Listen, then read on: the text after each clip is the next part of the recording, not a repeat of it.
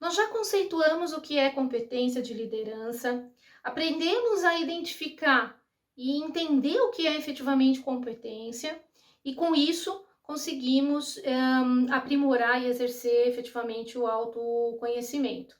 Então, quando a gente faz essa reflexão e efetivamente a gente aplica o autoconhecimento, nós partimos para a outra identificação, né? Uma próxima identificação. Qual é o estilo de liderança, então, que eu tenho? Nós vamos encontrar diversos conceitos e sobre estilos de liderança. Tem diversos. Nós elegemos aqui 5 que consideramos os mais comuns e os mais importantes para falarmos dentro do contexto do treinamento, né? Então, nós elegemos 5 estilos de liderança.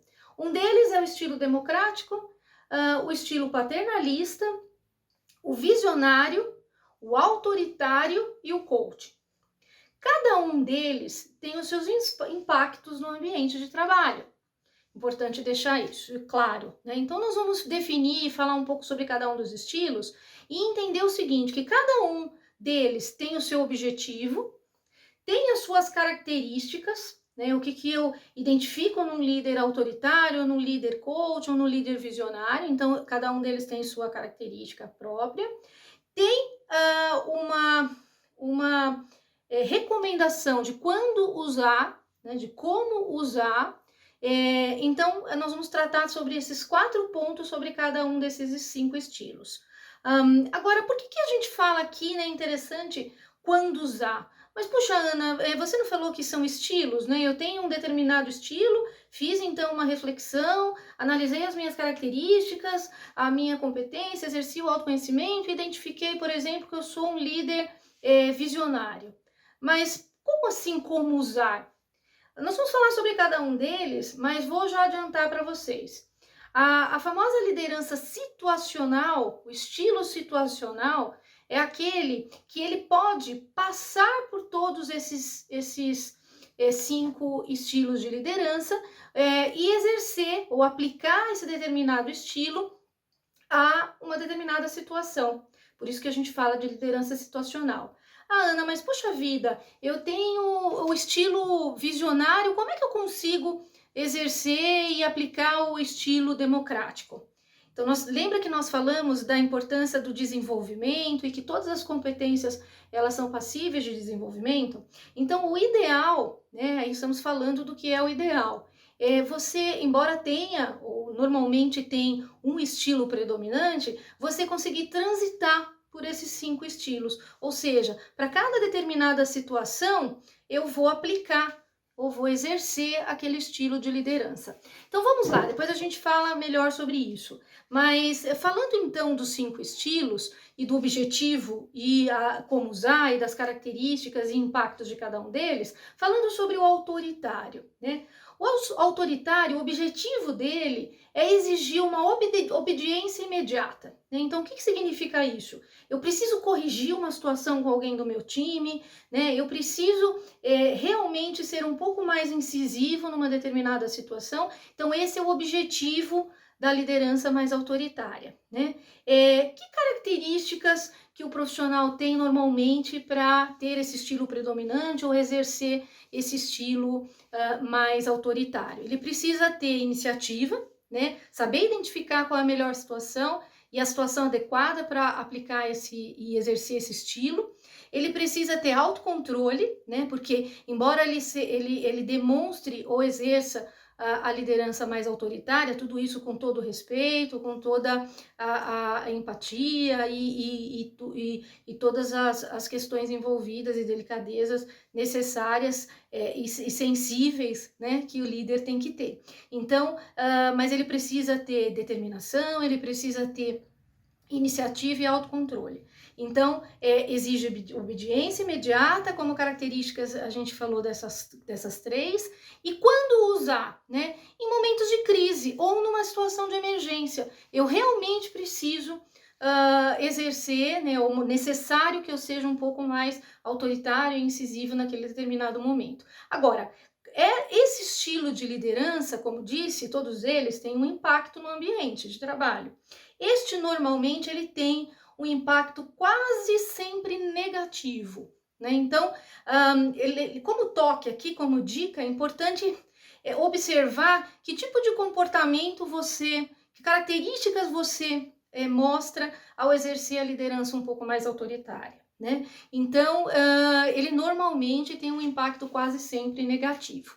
Então, essa é falando sobre o estilo autoritário. O estilo coach, né, é o estilo que tem um objetivo maior de desenvolver pessoas para um futuro dentro da companhia, né, desenvolver o seu time, as pessoas do seu time. Ele tem como características principais o foco em pessoas, naturalmente, características de empatia, né, o líder demonstra essas características, essa característica de empatia ao exercer a liderança mais predominante coaching, e ele precisa ter uma autoconsciência também.